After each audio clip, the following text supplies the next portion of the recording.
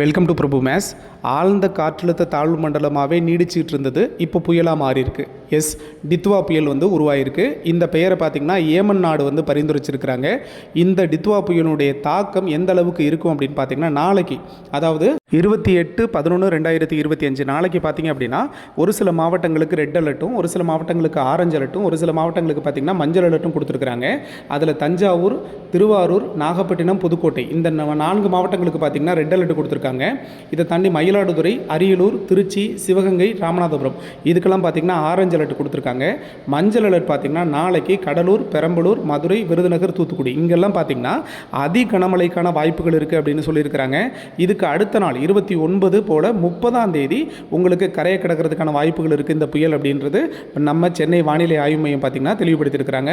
இது இந்த காற்றினுடைய வேகத்தை பொறுத்து நமக்கு கரையை கிடக்கக்கூடிய இடம் மாறுறதுக்கான வாய்ப்புகள் இருக்குது அப்படிங்கிறதையும் சொல்லியிருக்கிறாங்க. ஓகேவா? தேங்க்யூ.